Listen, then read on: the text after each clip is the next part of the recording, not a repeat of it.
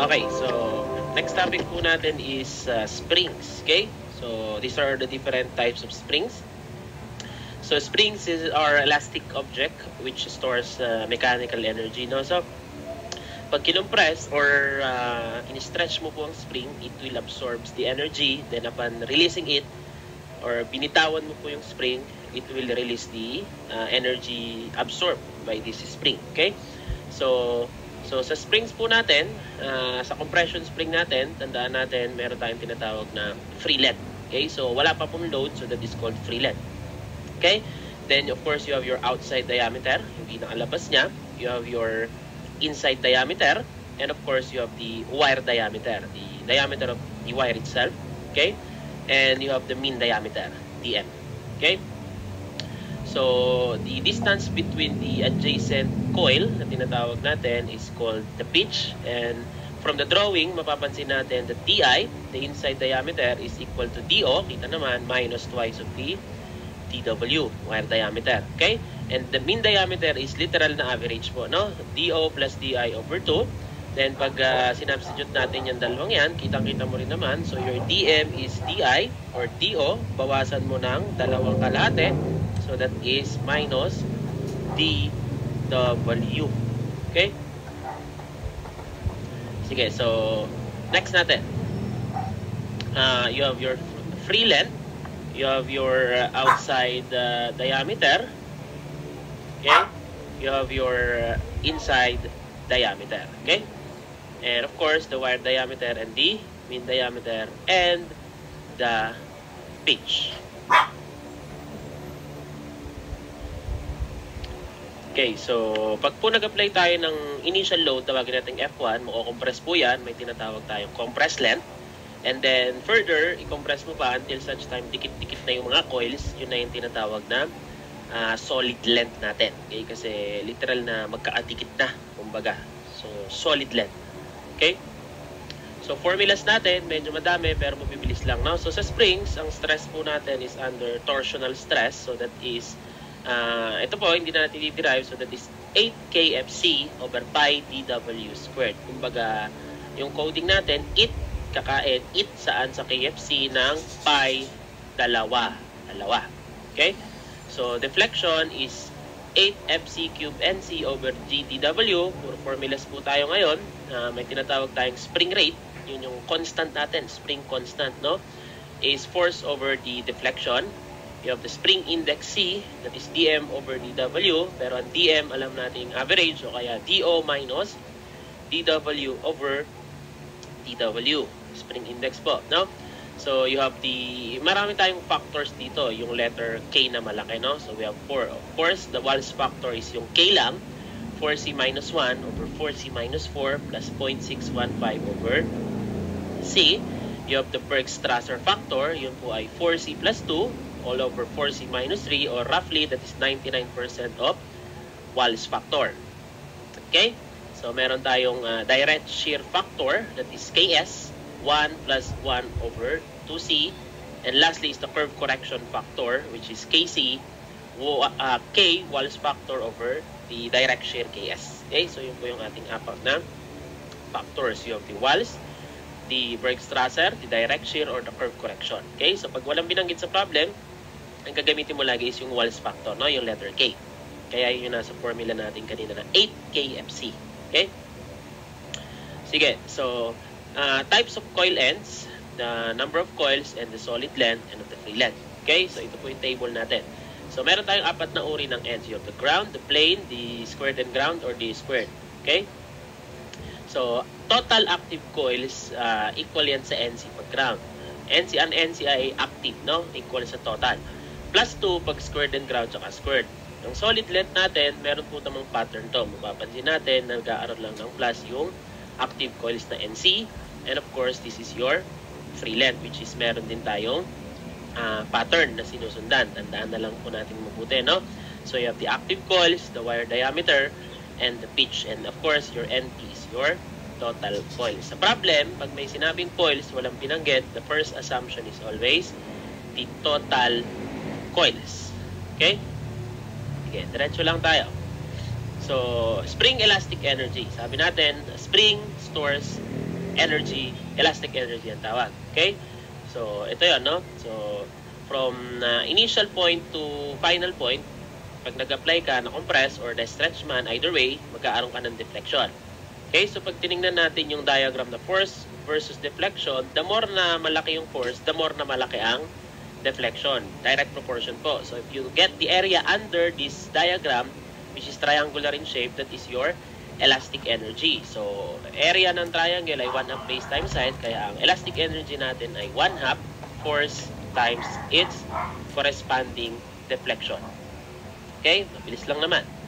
Then, of course, tandaan natin that your spring constant, which is constant, spring rate, kung tawagin, is force over deflection. So, we can substitute palitan natin yung force, magiging K times deflection, magiging K deflection squared 1/2. Yun ang ating elastic energy. Tama? Sige. So, let's try this problem, no? A coil spring with 1 3/4 inch outside diameter daw, 1.75 outside diameter, is required to work under a load force of 140 pounds. Wire diameter is 0.192 dW. Spring is to have 7 active coils, NC, active daw. The ends are to be closed and ground.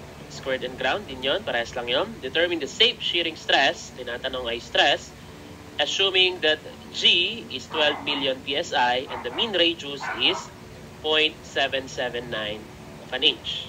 Okay? Sige. So, para makuha ang stress, alam natin, yun yung formula na 8 KFC pi dalawa ta. Okay? So, 8 KFC over pi dW squared. Pero bago ma-solve yan, kailangan mo ng K Walls factor, which is yung medyo mahaba. 4C minus 1. Kailangan mo ng C para ma-solve ang Walls factor. So, kunin muna natin yung C. dm is twice of Rm. Kaya, twice of 0.779, 0.192. Okay, mabilis naman pindutin yan sa calcu, no?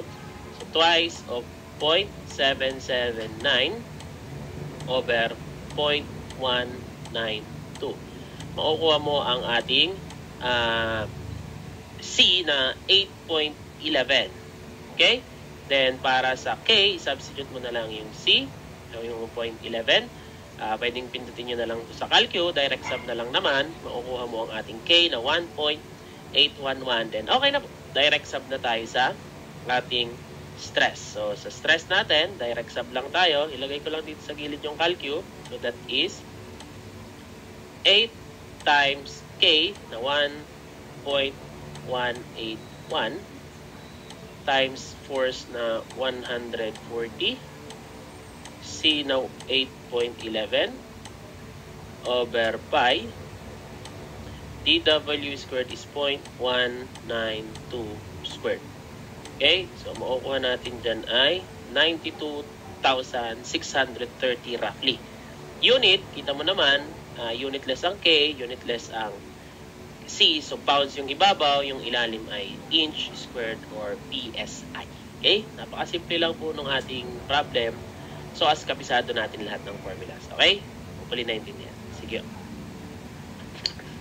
Okay, so next item, a high alloy spring having squared and ground ends as a total coils daw, NT, of 16. The modulus of elasticity in GIR, 85 gigapascal. Compute the Walls factor. So, ang tinatanong na K. If the outside diameter is 9.66 cm and the wire diameter is 0.65. So, napakabilis lang po, no? So, ang K natin ay 4C minus 1 over 4C minus 4 plus 0.615 over C. So, ang ating spring index, C, is DO minus DW over DW. So, substitute lang natin. Make sure lang na parehas yung unit ng ating DO at saka DW, no? So, lalagay mo lang dyan. Okay? So, pag nilagay natin to, pinutin lang naman sa calcu. 9.66. Okay? So, that is 9.66 minus 0.65. Same unit na yan. Unitless po ang ating spring index, no? So, makukuha natin ay 13.86. Okay? And substitute mo na lang, makukuha mo na ang ating Walls factor. Okay? So, para sa Walls factor, direct sub na lang yan. Pero pindutin na rin natin, no? 4 times answer. Nasa answer pa naman yon, minus 1. Nasa answer pa po ng calcu, no? Minus 4 answer, minus 4. plus 0.615 over yung answer kanina, no? So makukuha mo na 1.10. Yan po ang ating Wallace factor. Okay? So 99% ng Wallace factor again, kung naalala pa, is tinatawag na Berg-Strasser factor. Okay? Okay, next tayo. Yan. Kung ano man to, no? Sabi dyan, a load on a helical spring is 1/6 pounds. So meron kang force na 1/6. And the corresponding deflection is to 4 inches. Deformation or deflection. Rigidity modulus, G, is 11 million psi. And the maximum torsional stress is 60,000 psi. Design the spring for the total number of coils. So ang kailangan ay NT. Okay? If it is circular in cross-section and diameter is 5/8, so yun po yung wire diameter, 5/8. And the center line radius is 1 1/2. Center line radius po is the mean radius 1.5. Note, it should be a squared and ground ends. Okay? So, paano nga ba? Okay? So, alam natin, I'm sorry, may sagot agad dyan, pero wag lang pansinin, no? Hindi ko lang nalagyan ng effect. Okay? So, alam natin that NT sa squared and ground ends is NC plus 2. And sa formula natin, deflection lang po yung merong NC. Okay? Pero kailangan muna natin kunin ulit si spring index na TM over TW. So, TM is twice of your mean radius. So, lagay ko lang dito, twice of 1.5. Okay? Mean radius. Same unit na po yan, over 5/8. 5/8. So, makukuha natin na 4.8. Okay? 4.8 ang ating C.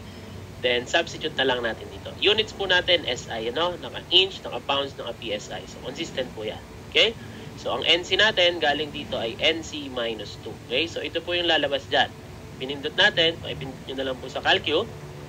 Shift, solve na lang. Ang makukuha nyong NT ay 21.43. Okay? So, alam natin, ang ating goal is palakasin yung spring. So, the more na mas marami siyang coil, yung ikot, the more na mas malakas, no? Kaya, round up po tayo. Kahit 21.1 pa yan, the answer should be 22. Round up po tayo lagi, no? Pag number ng coils yung tinatanong. So, it should be 22 active coils. Okay? Okay. So, next is spring-seam connection, no? So, dalawa lang po yan. Una is the series connection. Okay? So, imagine meron tayong 3 different springs connected in series, pull A by a single force, tawagin nating FT. Okay, so of course, you have spring 1, spring 2, spring 3. Pag tinanong ka ng F total, so may imagine mo naman, no? Hinila mo po yan, F is constant. So kung anong tinanggap ng 1, yun din yung 2, yun din yung 3. Nakita naman natin yan, no? And the deformation total is very obvious din, summation. So you have deformation 1 plus 2 plus 3. Then yung spring constant po natin, which is K, spring rate na tinatawag para pong resistance parallel, no? Yun yung 1 over 1 over. 1 over K total is equal to 1 over K1 plus 1 over K2 plus 1 over K3. Okay? So, yan po yung sa series natin. Okay? Next, of course, meron tayong parallel, no? In under parallel series, ganito po yun. Okay? You have a single force FT. FT naman is paghahatian ng tatlo. So, that is the summation of, not necessarily equal, pero paghahatian nila. So, the summation of forces individually is equal to the total force. Okay? Deformation po ang constant naman this time. Okay? Dahil yan ay nakaparallel. Kita mo naman. Pag bumaba ng 1 inch yung 1 inch dito, no? And your K is parang resistance sa series. Summation lang. Okay? So, yun lang yung tatandaan natin sa mga springs under connections natin, ha? Okay. So, baka pa natin ang problem para mas malinaw. Okay? So, all 4 compression coil springs support one load of 700 kg. All 4 springs are arranged in parallel daw and rated the same. So, para-para sila ng spring constant 0.609 kg per mm. Compute the deflection. Okay, alam natin, general formula ng spring constant ay force over deformation. So, pag total yan, total dapat lahat. And under parallel, your force total is the summation of the individual forces. So, pag pinagsama ko itong dalawa, okay, K total, by the way, summation and deformation is constant. Pagsamahin natin ng equations na yan, your K total is the summation Okay, kaya 0.609 plus 0.609 plus 0.609 plus 0.609, apat kasing pare-parehas or simply times mo ng 4. Yung summation nila is equal to force total which is given, one load. Force total natin is the single load na dala nila which is 700. Makukuha mo po ang deformation total. Cross-multiply lang naman yon. So, pindutin mo lang dito.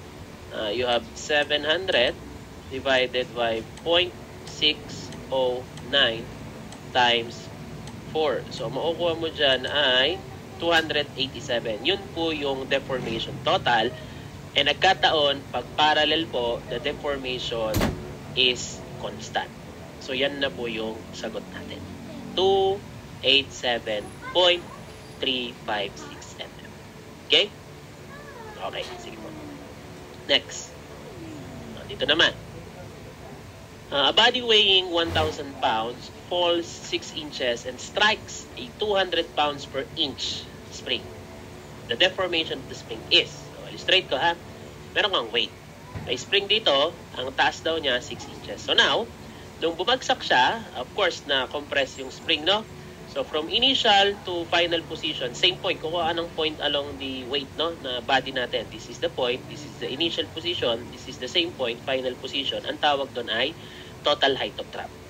Siyempre, same goes with the spring. This is the initial position, this is the final, that is called the deformation. So now, conversion lang po ito, no, parang first law of thermodynamics. Energy cannot be created nor destroyed but can be transformed to one form to another. So initially, pag may height yung weight, may potential energy yan. Upon striking the spring, alam natin, spring is a machine element that absorbs energy which is called the elastic energy. So lahat ng potential na convert into elastic. Potential energy, alam natin lahat, mgh.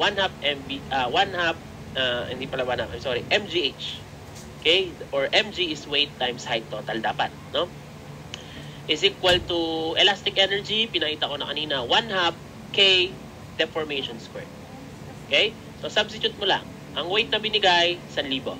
Height total is obviously from the drawing, not 6, no? Hanggang final position. 6 plus deformation. Okay? Is equal to 1/2, your spring rate or spring constant is given to be 2,000 pounds per inch. Kasi force over deformation. 2,000. And then deformation squared. Unit-wise, consistent tayong naka-English, pounds, inch. So, inch yung makukuha mong sagot ng deformation. No? So, lagay ko lang 1,000.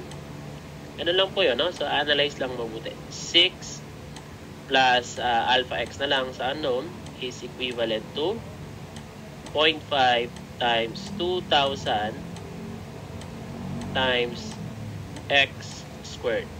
Okay? So, shift, solve. Makukuha natin yan na 3. So, 3 inches po yung ating deformation. Okay. So, yan po yung isang sample nito, no? Yung potential to elastic. May mga sample kasing imagine niyo lang, mayroong object na tumatakbo having a certain velocity. It strikes a wall having a spring. Then, na-compress, tumigil. So, yun naman po ay kinetic to elastic. So, kinetic mo, 1/2 mv squared. Kaya po natin yan if ever lumabas yung ganun, ha? Okay, so now let's discuss the cantilever spring. Okay, so when you say cantilever, so alam naman natin, a cantilever is a beam supported at one end. So ito po yun. This is a cantilever. So if you're asking how come naging spring yan, by definition, ang springs po ay elastic machine member. Meaning to say, nagde-deform siya pag nag-apply ng load or force, then eventually, pag tinanggal mo si force, babalik siya sa original shape or position. So, kagaya ng cantilever na to, no? For example, yung diving board. Okay, so that is considered to be a cantilever spring. Okay, so of course, sa spring may stress, meron din deflection.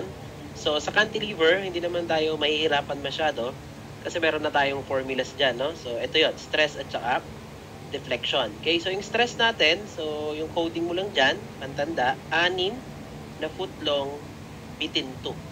Okay? So, yun lang yun, no? Stress is 6 na foot long bitin 2 at ang deflection ay slet. Ito, slet 2.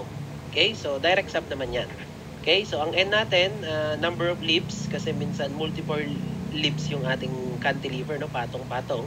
You have the width, B, and the thickness. Okay? And the rest is, of course, stress, force, length, and elasticity. No? Elasticity, again, pag walang binigay, assume it to be still 30 million PSI. Okay? Sige, so let's try this example, no? Determine the width and the thickness. Okay, so ang required mo ay width at saka thickness of the leaves of a 6-leaf spring cantilever, 13 inches long. So the length is 13, number of leaves 6, that carries a load. So meron kang force na 375 pounds with a deflection of 1 1/4 or 1.25. Okay, the maximum stress is limited up to 50,000 PSI. Okay, so ang tinatanong, width at thickness, direct sub naman tayo, no? Doon sa ating 60 bitin to at saka slet to. Unahin muna natin tong sa deflection, given naman lahat dyan, except the unknown thickness, so direct sub naman. Substitute mo lang, sa CalQ, pindutin natin, 1.25 or 1 1/4 is equal to 50,000. Unit-wise, English tayo, no? PSI, naka-inch, tapos inch. Yun lang naman, no? PSI tsaka inch yun nandito. Okay? 13 squared divided by 30 million. Bakit nga ba 30 million? Kasi ito ay steel. Okay? So, walang binanggit. Yes, meron pala steel. Pag walang binanggit, automatic din naman steel yung gamitin. 30 million PSI is the standard modulus of elasticity. Then, alpha x for the unknown thickness, simply press, shift, solve, equals mo 0.225, that is your thickness. Okay? And for the width, dito naman tayo sa stress. Direct sub na rin po yan, no? Unit-wise, consistent pa rin tayo. Okay? So, direct sub lang. So, ito yung ating substitution. Pindutin ko lang dito. 50,000 PSI is your stress. 6 na foot long. Bitin to, no? 6 na force, 375. Long is yung length natin, 13 inches divided by the unknown width. Thickness is already solved, 0.225 squared. Then n is the number of leaves. You have 6 leaves. Pag walang binanggit, of course, that is 1 leaf. Okay? So, shift, solve, 1.926 is your width of the cantilever spring. Okay? So, ganun lang po yun. Very easy problem. So, as kabisado mo si formula na 6 na foot long bitin to at saka slet to. Okay?